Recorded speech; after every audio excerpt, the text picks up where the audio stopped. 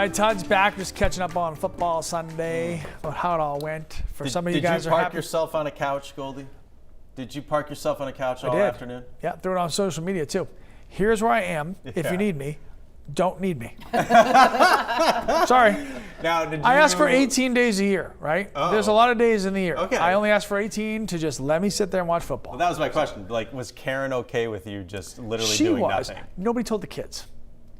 Well, when you're So I didn't 3 exactly and 4 sit and around. 2. Dad! Yeah. They did not quite get the concept of Sundays, but we're working on it. Right. Yeah. Well, if they're in your house, they will learn it pretty quickly. Well, they're going to hear it. I don't think they're going to learn it, but they're going to hear it. Of Sundays very fast.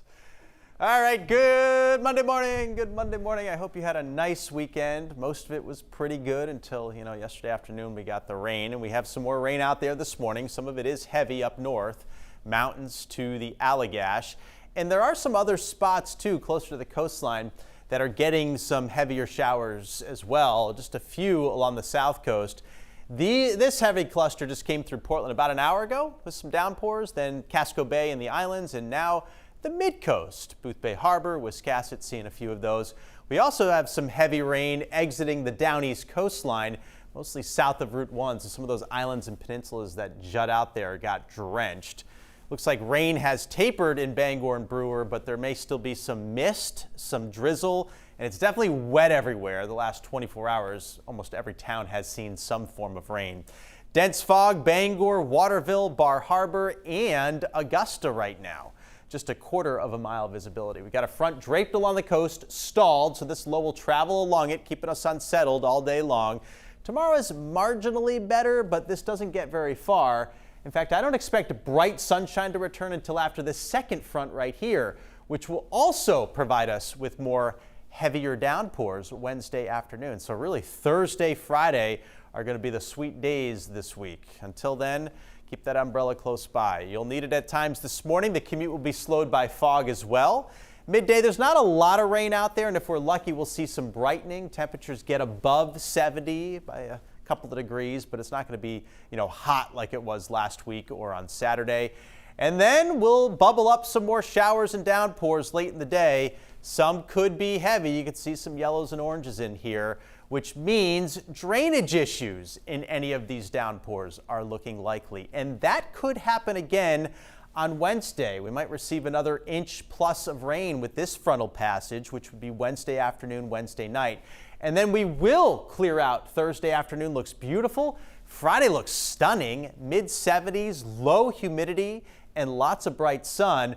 But all eyes at that point will be on this right here, Hurricane Lee, which has once again, after weakening over the weekend, regained Category 3 status. Winds are 120 miles per hour. So this is a major hurricane again and could strengthen up to a Category 4 before moving north into colder waters, where it will gradually weaken. This is early Saturday morning at 2 a.m.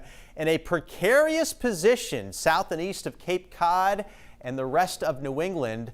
Million-dollar question is, where does it go from there? Almost all of our computer models keep it to the east of us, which is good for us and bad for maritime Canada. The right side of the storm is always the most destructive side, with storm surge and the most destructive winds. But with this thing coming north, it will expand, and we could get into some wind and some rain on the other side of the storm. Could be similar to a nor'easter that we would get in the wintertime. So this is what we know right now. Late this week and over the weekend, large breakers, big swell, dangerous rip currents are likely. A direct hit is unlikely, but because it's the weekend event now and still like 6 days away, it remains a possibility. I can't pull that direct hit off the table just yet. I'd say at this point, boat owners and marinas should have an action plan. If this thing does creep back to the west a little more, we're going to have to pull boats and get things all prepped up for the upcoming weekend. So stay close, keep following info as we pass it along. Marine forecast seas 2 to 3, wind light today, water 65. Cloudy with showers today. Tomorrow, a chance for a shower, and then a round of downpours Wednesday afternoon.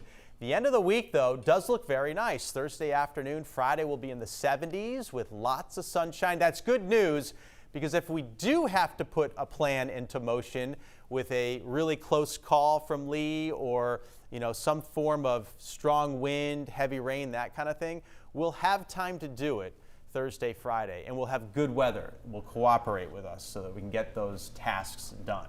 Not to mention they'll just be nice days, which we could That use too. right Be now, nice. Because right? it is kind of gloomy out Yeah. there to start the week. Thank you, sir. Thanks, Todd.